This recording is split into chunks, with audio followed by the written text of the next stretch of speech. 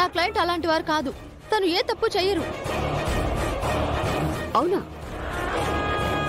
ఏం జయ గారు, ఈ ఫోటోలో ఉన్నది మీరు కదా?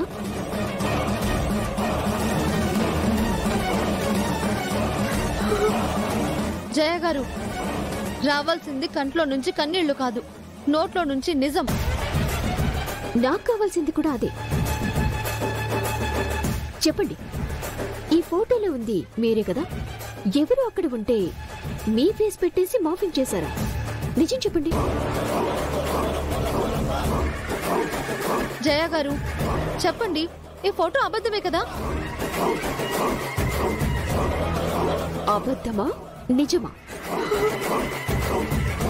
జయ గారు, ఇలా ఏడుస్తూ ఉంటే ప్రయోజనం లేదు. నిజం ఏంటనేది చెప్పండి. చెప్పండి, ఈ ఫోటో నిజమా కాదా? నిజమే, నిజమే.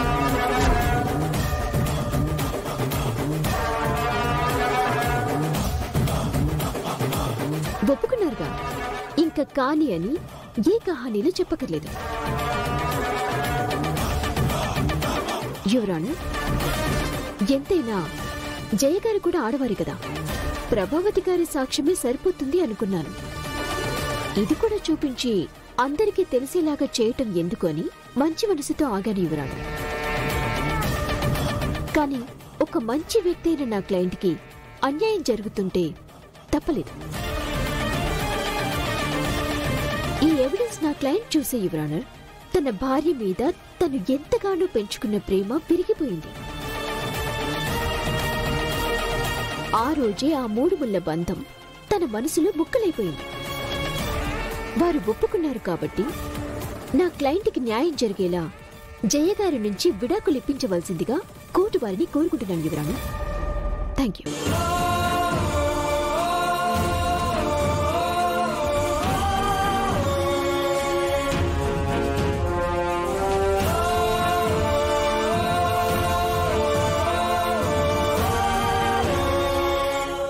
నువ్వు చదువుకోవాలి, గొప్పదానివి కావాలి, చాలా చాలా గొప్పదానివి కావాలి.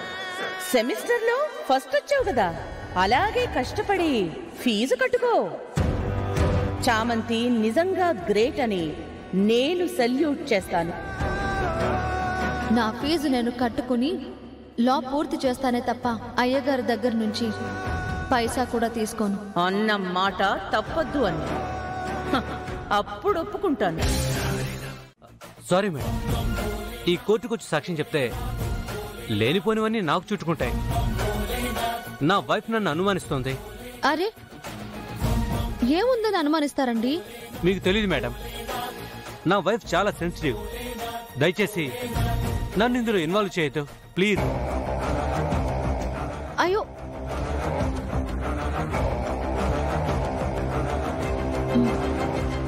సాక్ష్యం చెప్పడానికి మీ ఫ్రెండ్ రాడంట. నీ ఫ్రెండ్ లాంటి పెరికి వాళ్ళు, మోసగాళ్ళు ఎక్కువ మంది ఉన్నారనుకుంటా. ఇప్పుడేం చెయ్యాలమ్మా? చూస్తున్నారు కదా, దారి కనిపించని పరిస్థితి అయిపోయింది. కొత్త దారి వెతకాలి. అవును, ఆ ఫోటో తీసి ఎన్నాళ్ళయింది? ఒక 6 నెలలయ్యింది. 6 నెలలా?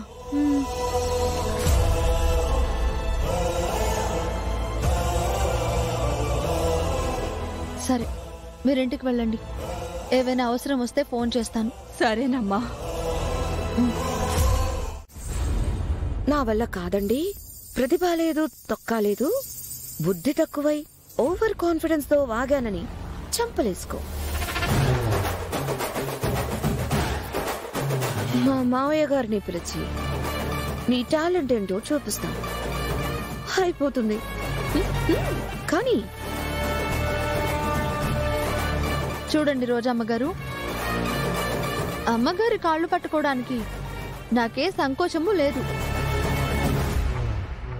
కానీ ఇక్కడ సగం ఓడిపోయావు, పూర్తిగా ఓడిపోతావని ఏదేదో నాకు అర్థం కానిది అంటున్నారు. మీకు నాకు అర్థమైంది చెప్తాను. కేసు అంటేనే వాదోపవాదాలు, వాయిదాలు ఉంటాయి. అన్యాయం వైపు ఒకరు మాట్లాడితే న్యాయం వైపు ఒకరు వాదిస్తారు. ఒకరికి అసత్యం మీద ఎంత నమ్మకం ఉంటుందో నాకు సత్యం మీద అంతే నమ్మకం ఉంది. న్యాయంగా ఆలోచించే వాళ్ళు ప్రతి దాంట్లో ప్రమోదంగా ఆలోచిస్తారు. అన్యాయంగా వెళ్లేవాళ్ళు అన్నింట్లోనూ ప్రమాదంగా ఆలోచిస్తారు. ఆ ఎత్తులు ఎన్ని వేసినా చివరికి గెలిచేది న్యాయమే. నమ్మకం పోలేదు. కోర్టు ఇంకా తీర్పు ఇవ్వలేదు. నేనేదో ఓడిపోయాను అనుకోక్కర్లేదు. ఫైనల్ జడ్జిమెంట్ లో తెలుస్తుంది. పందిరి వేయగానే పెళ్ళైపోతుందా? చాలా కావాలి. పంతులు గారు లేకపోయినా కాదు. అలాగే నాకు ఒక్క సాక్ష్యం దొరికినా చాలు. మీరు తొందర పడకండి. మీరు అసలే ఫ్యూచర్ లో కాబోయే పెద్ద లాయర్. ఈ కేసు మీకు ఒక పెద్ద విషయం నిజమా? మీరు కూల్గా ఉండండి, కుదురుగా ఉండండి అమ్మగారు. మీ ముందు నేనెంత అండి? After all సర్వెంట్ని.